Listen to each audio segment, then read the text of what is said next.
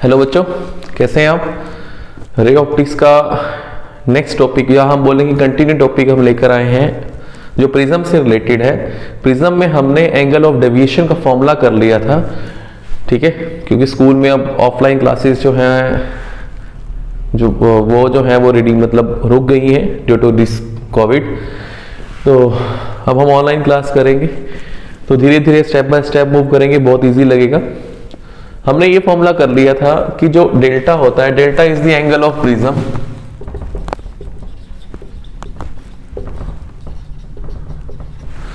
And I is the angle of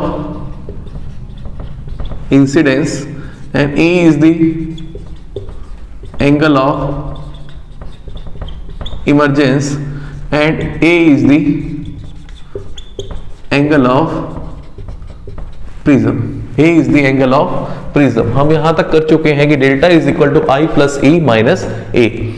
हम angle of deviation मतलब जो लाइट रेडिएशन इंसिडेंट हो रही थी वो प्रिज्म से आउट होने के बाद कितने एंगल पर डाइवेट करती है वो हम कर चुके हैं, ठीक है, आई प्लस ई माइनस ए। अब जो हमारे पास नेक्स्ट टॉपिक आता है कि कौन से ऐसे फैक्टर हैं जिन पर एंगल ऑफ प्रिज्म यहां लिखा गया है डेविएशन है,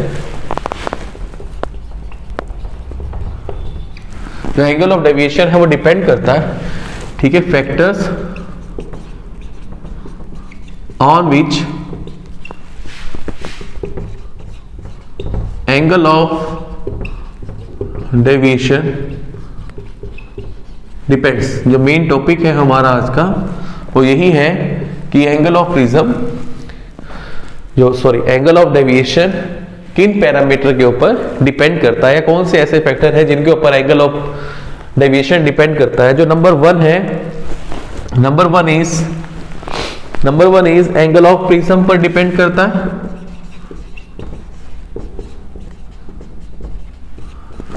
एंगल ऑफ प्रिज्म के ऊपर डिपेंड करता है एंगल ऑफ डेविएशन, ठीक है। अगर एंगल ऑफ प्रिज्म जितना ज्यादा होगा एंगल ऑफ डेविएशन भी उतना ही ज्यादा होगा, ये इंक्रीज को शो करता है, डायरेक्टली प्रोपोर्शनल होता है एंगल ऑफ प्रिज्म के।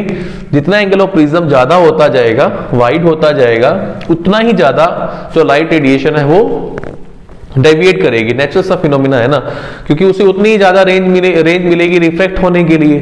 जितना ज्यादा रिफ्रैक्ट होगी वो उतना ही ज्यादा बेंडिंग इफेक्ट प्रोड्यूस करती जाएगी। जितना ज्यादा बेंडिंग होगा उतना ही ज्यादा डेविएशन आएगा। तो एंगल ऑफ प्रिज्म के डायरेक्टली प्रोपोर्शनल होती है एंगल ऑफ डेविएशन। सेकंड अगर हम देखें तो रिफ्रैक्टिव इंडेक्स का कंसेप्ट देखते हैं कि रिफ्रैक्टिव इंडेक्स के ऊपर कैसे डिपेंड करती है।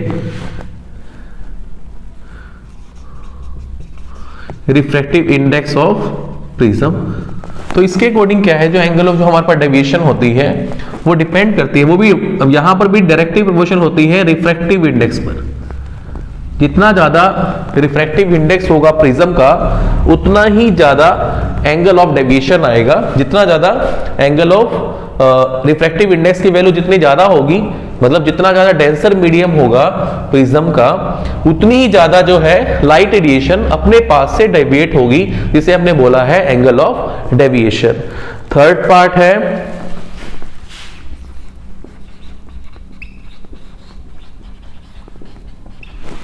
वेवलेंथ ऑफ लाइट रे।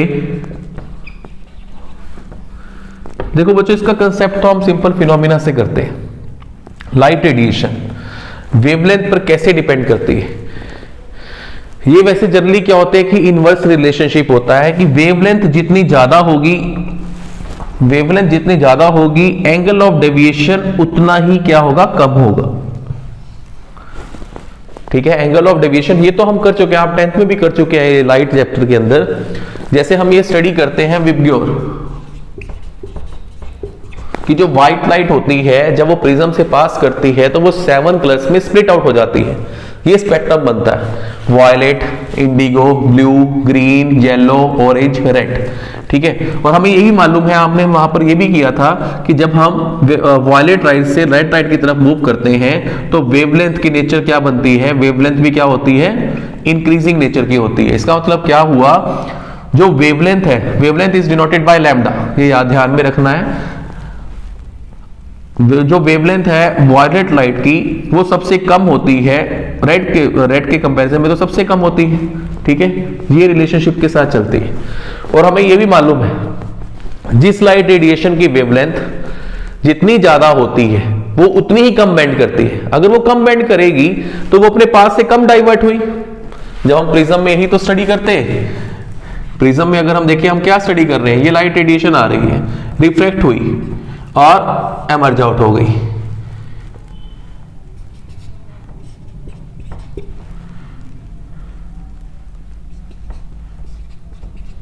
ठीक है। अगर मैं इसे एक्सटेंड कर दूं, अगर मतलब इसका मतलब क्या हुआ कि इंसिडेंट रेडिएशन अगर किसी मीडियम से पास ना करती तो इसे ऐसे मूव करना चाहिए था, लेकिन एमर्ज आउट होके वो इस फॉर्म में आ गई, तो ये क्या आता था हमारे पास, डेल्टा आता था, एंगल ऑफ डेविएशन। अगर लाइट रेडिएशन की वेवलेंथ मान लो सपोज करो मैं रेड लाइट कंसीडर कर लेता हूं, रेड लाइट की वेवलेंथ सबसे ज्यादा होती है तो वो सबसे कम बेंड करती है, लीस्ट बेंड करेगी। अगर वो कम बेंड करेगी बेटा, मतलब वो कहां रहेगी, हमेशा नियर टू दिस लाइन रहेगी, मतलब यहां तक जाएगी इस फॉर्म में, ठीक है। तो एंगल ऑफ डेविएशन उतना ही कम आएगा। ये आपने ध्यान में रखना है कि वेवलेंथ जिस भी लाइट रेडिएशन की मैक्सिमम होगी तो उसके अकॉर्डिंग जो हमारे पास एंगल ऑफ डेविएशन आएगा वो लीस्ट आएगा। वेवलेंथ बढ़ती जाएगी, एंगल ऑफ डेविएशन कम होता जाएगा, ठीक है। यहां तक नोट डाउन करो, फिर हम आगे मूव करते हैं।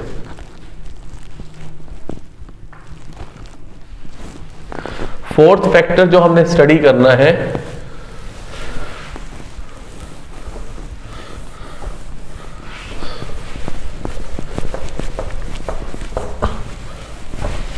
फोर्थ फैक्टर हमने स्टडी करना है वो है एंगल ऑफ इंसिडेंस के ऊपर कैसे डिपेंड करती है।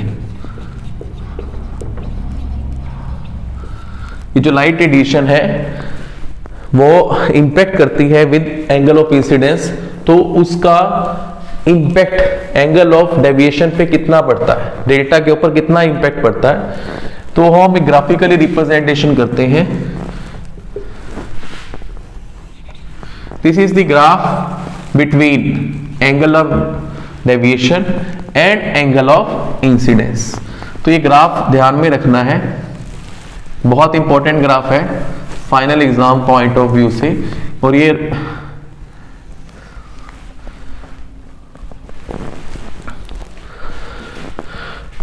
ठीक है, ये ग्राफिकल रिप्रेजेंटेशन होती है। यहां पर आपको लीस्ट वैल्यू ऑफ डेविएशन मिलेगी, angle of deviation least value, ठीक है, with respect to angle of incidence, ठीक है। ये डिपेंडेंसी लिखना है। नंबर 1 है हमारे पास, इसमें केस बनते हैं हमारे पास कि angle of deviation is minimum, angle of deviation is minimum for only one value of angle of incidence। सिर्फ एक वैल्यू एंगल ऑफ इंसिडेंस पर हमें हमेशा एंगल ऑफ डेविएशन की मिनिमम वैल्यू मिलेगी। अगर मुझे एंगल ऑफ डेविएशन की मिनिमम वैल्यू चाहिए है तो उसके लिए सिर्फ और सिर्फ मुझे एक ही एंगल ऑफ इंसिडेंस मिलेगा, एक ही एंगल ऑफ इंसिडेंस, ठीक है। अगर मुझे एंगल ऑफ डेविएशन की मिनिमम वैल्यू चाहिए है, ठीक है। अब उसके लिए क्या कंडीशन होगी, आई की वैल्यू हमेशा क्या होनी चाहिए, ई की इक्वल होनी चाहिए, आई की वैल्यू। और जो हमने बनाया था R1 की वैल्यू किससे इक्वल होनी चाहिए, R2 के इक्वल होनी चाहिए। इसे अगर हम प्रिज्म में रिप्रेजेंट करके देखें, सपोज करो ये प्रिज्म है, यहां से लाइट रेडिएशन इंसिडेंट कर रही है, हमने यहां पर एक नॉर्मल ड्रॉ किया,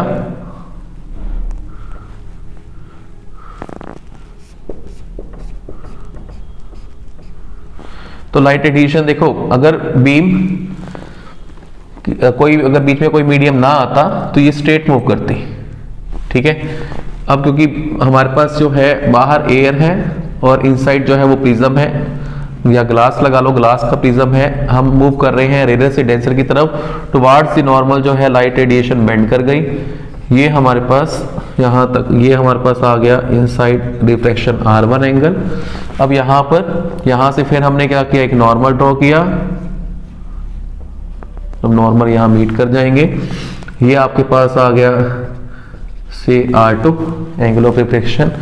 और जब लाइट रेडिएशन देखो कोई मीडियम चेंज ना होता तो ऐसे मूव करती, लेकिन away from the normal bend कर जाएगी क्योंकि हम रेयर से डेंसर की तरफ आ रहे हैं, तो ये एंगल ऑफ इमरजेंस आ जाता है। अगर मैं इसे बैक इमरजेंट रे को अगर मैं बैक एक्सटेंड करता हूं तो एक पॉइंट पर मीट करते हैं, उसे एक्सटेंड कर लो, ठीक है। तो हमारे पास ये जो आता है ये एंगल ऑफ डेविएशन आता है। अगर मुझे इसकी मिनिमम वैल्यू चाहिए एंगल ऑफ डेविएशन की, उस पॉइंट पर आई की वैल्यू क्या होनी चाहिए, ई की इक्वल होनी चाहिए, क्योंकि आपको बताया कि एक वैल्यू इंसिडेंस पर भी हमें क्या मिल सकता है, हमेशा मिनिमम एंगल ऑफ डेविएशन मिलता है। तो अगर मैं इसे मान लो यहां से देख रहा हूं, सपोज करो आई की वैल्यू 30, ठीक है, अगर मैं ई की वैल्यू 45 मान लेता हूं से, ठीक है, लेकिन मैं अगर मैं यहां देखूंगा तब आपको उस वैल्यू को मान लो डेल्टा की वैल्यू सपोज करो आपको मिल रही है 15 डिग्री, ठीक है। अब मैं उसे यहां से देखूंगा तो इस 45 यहां हो जाएगा 45, यहां हो जाएगा 30, तो एंगल ऑफ डेविएशन की वैल्यू क्या मिलेगी, डिफरेंट। सिंपल सा लॉजिक है ना। अगर मैं आई को यहां पर 30 डिग्री मान लूं, मैं यहां से देख रहा हूं, मुझे ई सपोज करो चेंज मिल रहा है 45 डिग्री, एज्यूम कर लिया मैंने, ठीक है, तो डेल्टा की वैल्यू मुझे मिली 15 डिग्री, ठीक है। अगर मैं अपनी पोजीशनिंग को डिफरेंट कर देता हूं, मैं यहां पर आ जाऊं, यहां से अगर मैं इसे देख रहा हूं, ध्यान से समझना है बेटा, यहां से देख रहा हूं, अब मेरे पास इंसिडेंस एंगल कितना बन गया, 45 बन गया, ठीक है, 45 पे इंसिडेंस हो रही है और आई मुझे 30 मिल रहा है, तो एंगल ऑफ डेविएशन यहां से रिवर्स हो जाएगा, चेंज हो जाएगा, आई की वैल्यू मुझे ये नहीं मिलेगी, ठीक है। तो मुझे अगर सेम वैल्यू चाहिए है तो आई भी 30 और ई की वैल्यू भी 30 होनी चाहिए। अब मुझे अगर मान लो डेल्टा 15 मिल रहा है, चाहे मैं यहां से देखूं तब भी डेल्टा की वैल्यू 15, यहां से देखूं तब भी डेल्टा की वैल्यू 15, ठीक है ना। तो अगर मुझे मिनिमम वैल्यू ऑफ डेविएशन चाहिए है तो एंगल ऑफ इंसिडेंस की वैल्यू क्या होनी चाहिए, सेम होनी चाहिए, एक ही वैल्यू होनी चाहिए, आई और ई की वैल्यू उसके लिए क्या हो जाती है, सेम हो जाती है। R1 किससे इक्वल हो जाता है, R2 के इक्वल हो जाता है। इतना नोट डाउन करो। सेकंड कंडीशन करते हैं।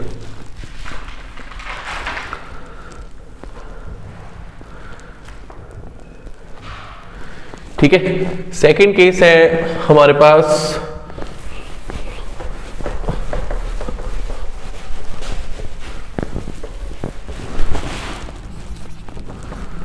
जो ये ग्राफ बन रहा है ये पैराबोलिक नेचर का नहीं है।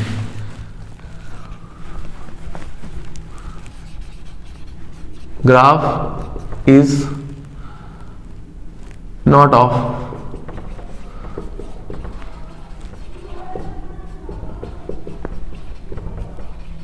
पैराबोलिक नेचर का नहीं है। और अगर हम देखें, अगर आप इसे देखें राइट साइड में ज्यादा स्ट्रेच हो रहा है तो ये भी आपने इसमें लिखना है, graph is extra stressed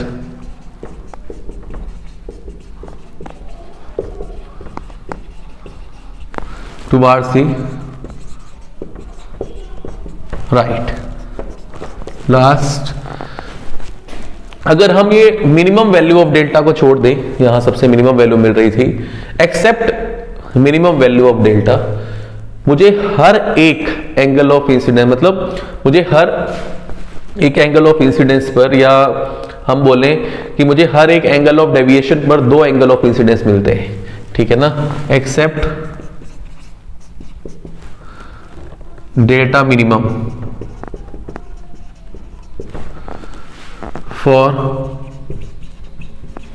each value of angle of deviation we will always get two values of angle of incidence। हमें दो वैल्यू एंगल ऑफ इंसिडेंस की मिलेंगी ही मिलेंगी। सपोज करो मैं यहां पर कोई डेल्टा की वैल्यू मेरे को मिल रही है, डेल्टा है से दिस वैल्यू इज डेल्टा।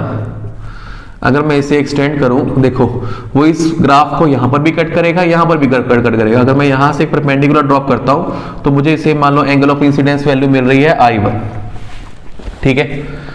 और इस पॉइंट पर जो आपको, अगर मैं इसे यहां से परपेंडिकुलर ड्रॉप करूं तो यहां से मुझे इमर्जेंस का एंगल मिल जाएगा, ठीक है। व्यूइंग है, अगर मैं इस साइड से देखूंगा तो वो ये एंगल ऑफ इंसिडेंस बन जाएगा, ये इमर्जेंस एंगल बन जाएगा। मतलब हर एक एंगल ऑफ डेविएशन के लिए अगर मैं मिनिमम डेविएशन को ड्रॉप कर दूं तो मुझे 2 एंगल ऑफ इंसिडेंस की वैल्यू मिलती है। से this value is x1 and this value is x2। तो x2 हमेशा क्या होता है, x1 से ग्रेटर होता है, ये ध्यान में रखना है। ये ग्राफ बहुत हेल्पफुल होता है कि इमर्जेंट एंगल इवैल्यूएट करना हो या एंगल ऑफ इंसिडेंस अगर हमें फाइंड आउट करना हो या डिस्टेंस फाइंड आउट करना हो, वो हम फाइंड आउट कर सकते हैं, ठीक है। इतना नोट डाउन करो।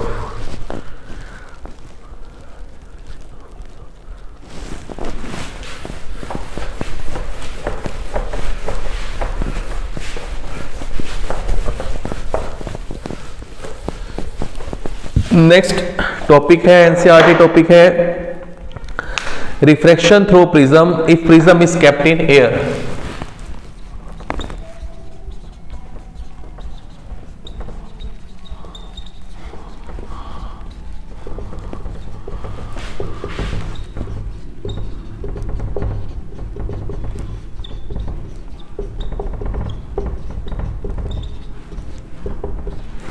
If prism is kept in air, अगर हमने प्रिज्म को एयर में रखा हुआ है तो मेनली हमने इसके अंदर refractive index of prism he find out करना होता है।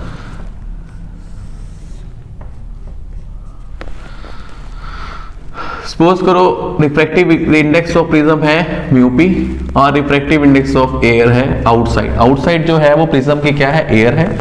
हमने क्या किया, लाइट रेडिएशन इंसिडेंट की प्रिज्म पर, ये नॉर्मल सेक्शन हमने क्लिक कर लिया, ये हमारे पास आ गया एंगल ऑफ प्रिज्म, ठीक है। नॉर्मल सेक्शन क्लिक किया है और हमारे पास आ गया एंगल ऑफ प्रिज्म। अगर लाइट रे बेंड ना होती तो वो स्ट्रेट मूव करती, अब क्योंकि वो बेंड हो रही है टुवार्ड्स दी नॉर्मल, क्योंकि हम रेयर मीडियम से डेंसर मीडियम की तरफ मूव कर रहे हैं तो वो टुवार्ड्स दी नॉर्मल जो है बेंड कर गई रिफ्रैक्टेड रे, ठीक है। अब यहां मीट कर रही है, ये एंगल ऑफ रिफ्रैक्शन हमारे पास आ गया से R1, ठीक है। अब हमने यहां पर एक नॉर्मल ड्रॉ किया,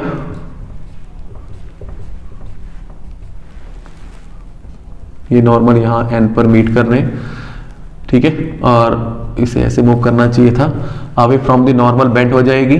क्यों होगी, क्योंकि अब हम रेयर से डेंसर मीडियम की तरफ एंटर कर रहे हैं। ये एंगल ऑफ इमर्जेंस मिला। अगर हम इसे बैक एक्सटेंड करते हैं तो हमें एंगल ऑफ डेविएशन मिल जाता है जो डेल्टा होता है, ठीक है। अब हमने मेनली क्या करना है, यहां पर म्यूपी की वैल्यू फाइंड आउट करनी होती है, रिफ्रैक्टिव इंडेक्स ऑफ प्रिज्म। अब देखो we know that delta is equal to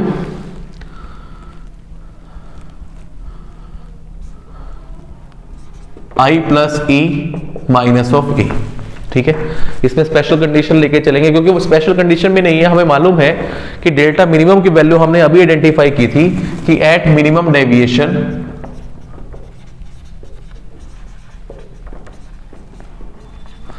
ये ध्यान में रखना है। ये मिनिमम डेविएशन हमें कब मिलता है, जब प्रिज्म कहां पर प्लेस्ड होता है, एयर में प्लेस्ड होता है, क्योंकि एयर का रिफ्रैक्टिव इंडेक्स सबसे कम होता है, ठीक है, मिनिमम होता है। For minimum deviation delta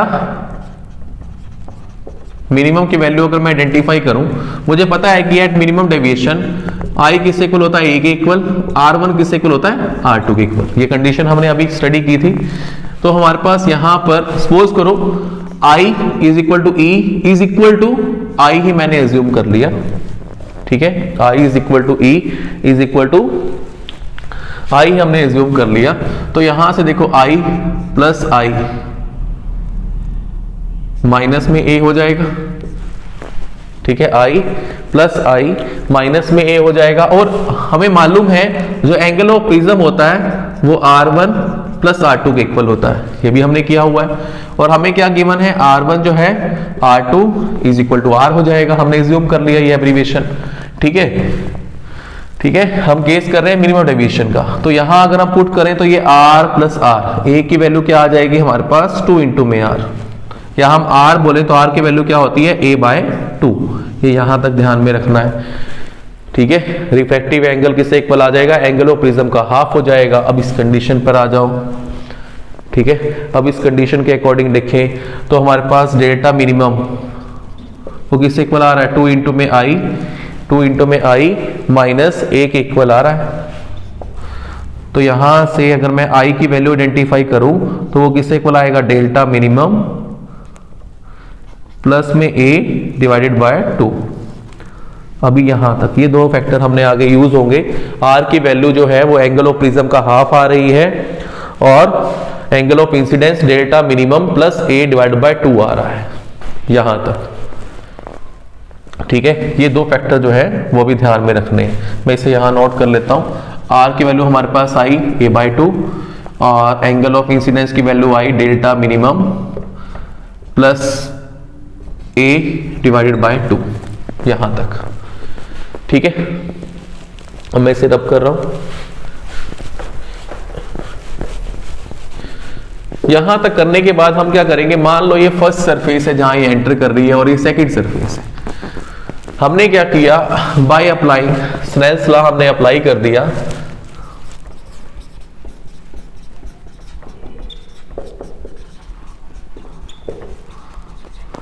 for first surface Snell's law क्या कहता है, रिफ्रैक्टिव इंडेक्स ऑफ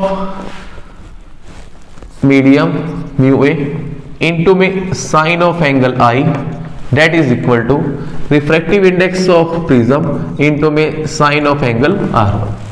ठीक है, यही है हमारे पास Snell's law. Refractive index of air वो क्या होता है, 1 होता है। मैंने इसे 1 पुट कर दिया। ये क्या चल रहा है, sine of I is equal to mu P. Sine R की वैल्यू क्या है हमारे पास, मैं इसे साइन ऑफ आर ही कंसीडर कर रहा हूं। अब आई और आर हम आइडेंटिफाई कर चुके हैं बेटा। ठीक है, यहां देखो अगर मैं म्यू पी की वैल्यू निकालूं वो क्या आएगा, sine I divided by sine of R के इक्वल आएगा साइन आई। आई की जगह हम आइडेंटिफाई कर चुके हैं, वो क्या होता है डेल्टा मिनिमम प्लस में A divided by 2 divided by sine of R. R की जगह हम क्या पुट कर देंगे, ए बाय 2। ठीक है, तो ये हमारे पास एक रिलेशनशिप आ जाता है अगर मुझे प्रिज्म की रिफ्रैक्टिव इंडेक्स फाइंड आउट करनी है। ये फाइनल रिजल्ट हमारे पास आइडेंटिफाई हो जाता है।